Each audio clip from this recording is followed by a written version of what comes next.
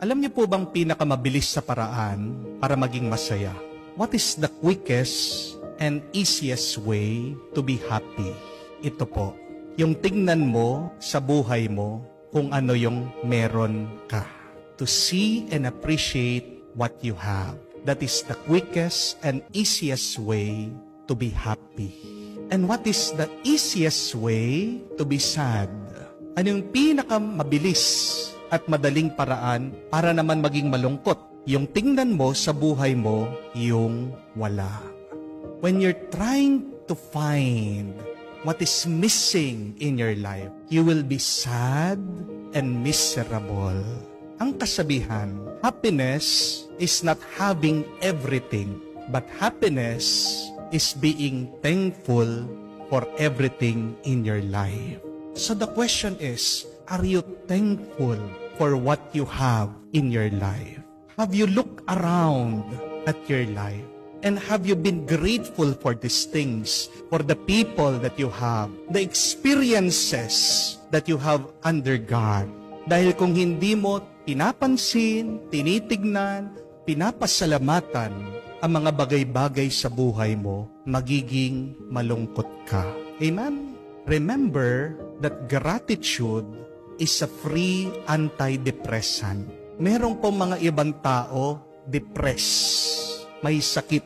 Ang sakit nila, chronic sadness. Palaging nalulungkot. At ano po ang binibigay ng doktor? May gamot silang pinapainom sa kanila. Pero hindi mo kailangan uminom ng gamot para maging masaya ka. Napakasimple lang.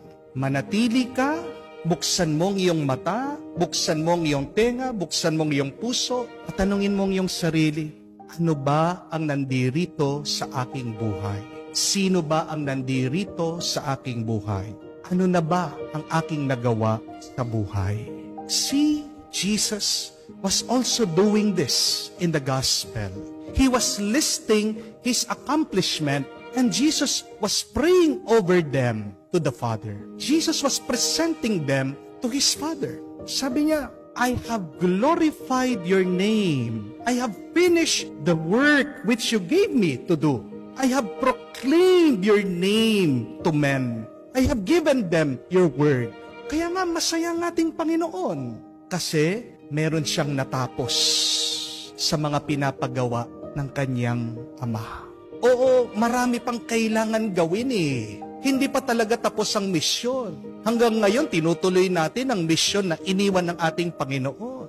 Pero hindi ibig sabihin, dahil meron pang kulang, hindi ka na magpapasalamat.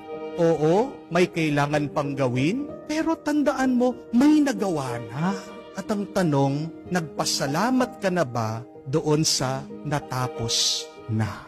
I want you to remember this, my dear friends. That you should not wait for everything to be perfect, for you to be grateful. But please, be grateful, and then everything will be perfect. Ang taong palaging nagpapasalamat, anong karanasan niya? Karanasan na masaya dahil ganap, may nakompleto na. Ang problema sa atin, pag dumadaan tayo sa problema, nawawalan tayo ng pag-asa. Our problems make us hopeless. And what does hopelessness mean? Anong ibig sabihin ng walang pag-asa? You do not see any way forward. Di po ba? Kaya nga sinasabi ng iba, wala na po talaga, Father eh. Wala nang solusyon, wala nang magawa. When you are hopeless, you are blind to the future. Bulag ka sa paparating. Bulag ka sa pwedeng gawin. Anong kailangan gawin? Anong pwedeng gawin pag ikaw ay walang pag-asa, maraming problema? Manatili ka muna at pwede kang lumingon at tignan anong nangyari, ano nang nagawa mo, ano nang natapos mo. Remember that, my dear friends. When you cannot see any way forward, just remain where you are and look back. Look back at what you have accomplished in your life. Because many times, we thought that we would not survive our problems. But look, here we are, still alive, surviving, breathing, and thriving. Maraming beses, kala natin, mamamatay na tayo sa mga problema. Maraming beses gusto natin sumuko, pero tingnan mo naman, hanggang ngayon, nandiyan ka, hanggang ngayon, buhay ka, hanggang ngayon, nagpapatuloy ka. Paano posible yon? Walang iba ang tumutulong kung hindi ang Diyos. Nagtutulak sa iyo, nagpapalakas sa iyo ay ang kanyang grasya. Count your blessings. Look at your accomplishments. Do not be in despair. And thank God for those accomplishments. You will become happy. Tignan niyo po, napakarami dyan. Yung magjojowa, yung mga in relationship, di ba? Palagi nag-aaway. Palagi sasabihin, break na tayo. Ilang beses sinabi na, wala na tayo, wala na talaga.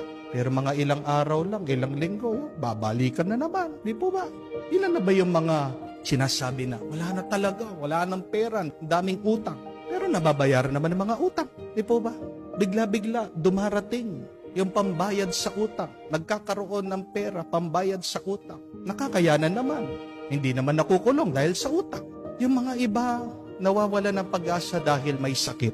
Pero nakakalimutan, yung mga napakaraming beses din na nagkasakit tayo. Nagkasakit ka dati, gumaling ka, gagaling at gagaling ka pa. Kung maniniwala ka, kung aalagaan mong yung sarili, mangyayari. Kung posible nun, bakit hindi posible ngayon? Hindi po ba? Kaya nga, huwag tayong masyadong mag-alala. Ang kailangan mong gawin, manatili ka lang kung nasaan ka. Mas maganda, manatili ka sa Diyos. Tignan mo kung ano ang nandyan sa iyong buhay. Pasalamatan mo ito sa Diyos, mararamdaman mo ang tuwa at saya. Tatandaan mo, hindi ka hahayaan ng Diyos na magpatuloy sa problema mo na walang grasya.